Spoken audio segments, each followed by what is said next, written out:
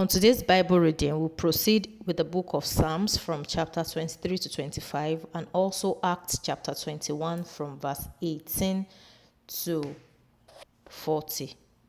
Starting with Acts chapter 21 from verse 18. The next day, Paul went with us to see James, and all the church elders were present. Paul greeted them and gave a complete report of everything that God had done among the Gentiles through his work. After hearing him, they all praised God. Then they said, "Brother Paul, you can see how many thousands of Jews have become believers and how devoted they all are to the law. They have been told that you have been teaching all these Jews who live in Gentiles' country to abandon the law of Moses, telling them not to circumcise their children or follow the Jewish custom. They are sure to hear that you have arrived. What should be done then? This is what we want you to do. There are 4 men here who have taken a vow. Go along with them and join them in the ceremony of purification and pay their expenses. Then they will be able to shave their heads. In this way, everyone will know that there is no truth in any of the things that they have been told about you, but that you yourself live in accordance with the law of Moses. But as for the Gentiles who have become believers, we have sent them a letter telling them we decided that they must not eat any food that has been offered to idols, or any blood, or any animals that has been strangled, and they must keep themselves from sexual immorality." So Paul took the men the next day, performed the ceremony of purification with them. Then he went into the temple and gave notice of how many days it would be until the end of the period of purification, when a sacrifice would be offered for each one of them. But just when the 7 days were about to come to an end, some Jews from the province of Asia saw Paul in the temple. They stirred up the whole crowd and grabbed Paul. "People of Israel," they shouted, "help! This is the man who goes everywhere teaching everyone against the people of Israel, the law of Moses and this temple. And now he has even brought some Gentiles into the temple and defiled the holy place." They said this because they had seen Trophimus from Ephesus with Paul in the city, and they thought that Paul had taken him into the temple. Confusion spread through the whole city, and the people all ran together, grabbed Paul and dragged him out of the temple. At once, the temple's doors were shut. The mob was trying to kill Paul, when a report was sent up to the commander of the Roman troops that all Jerusalem was rioting. At once, the commander took some officials and soldiers and rushed down to the crowd. When the people saw him with the soldiers, they stopped beating Paul. The commander went over to Paul, arrested him, and ordered him to be bound with 2 chains. Then he asked, "Who is this man, and what has he done?" Some in the crowd shouted one thing, others something else. There was such confusion that the commander could not find out exactly what had happened. So he ordered his men to take Paul up into the fort. They got as far as the steps with him, and then the soldiers had to carry him because the mob was so wild. They were all coming after him and screaming, "Kill him!" As the soldiers were about to take Paul into the fort, he spoke to the commander. "May I say something to you?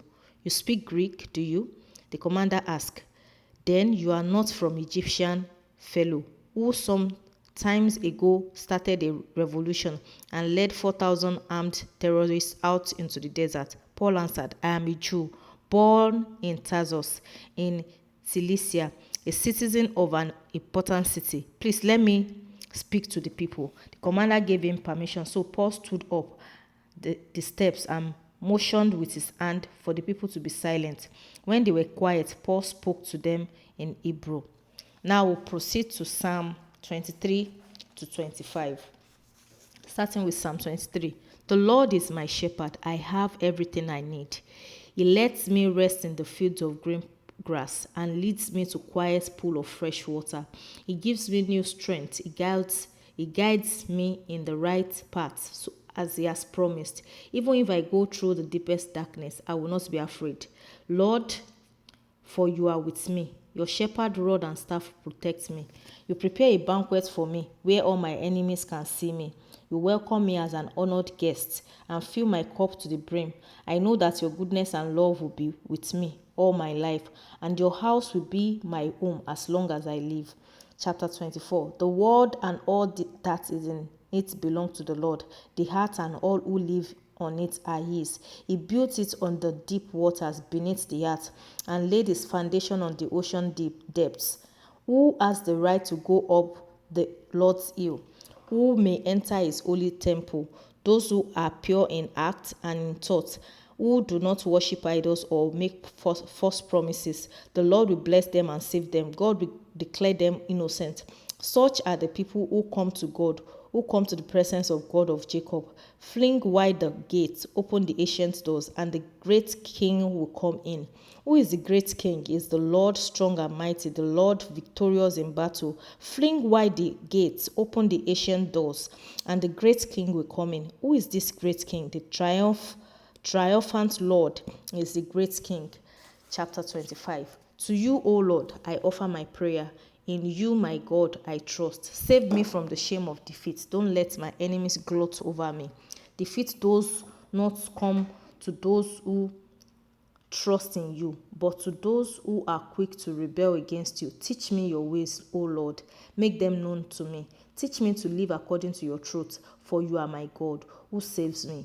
I always trust in you. Remember, O Lord, your kindness and constant love, which you have shown from long ago. Forgive the sins and error of my youth. In your constant love and goodness, remember me, Lord, because the Lord is righteous and good.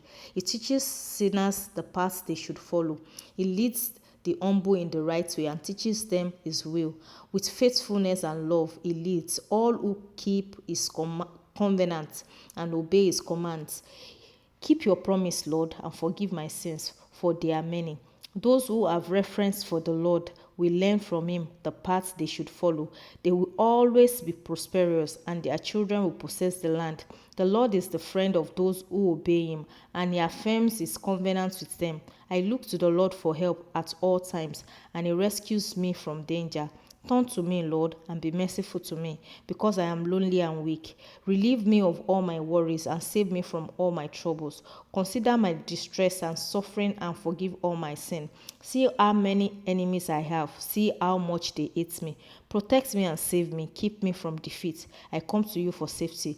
May my goodness and honesty preserve me, because I trust you. From all their troubles, O God, save your people, Israel. Hallelujah. Check in caption for the summary of today's Bible reading. See you tomorrow.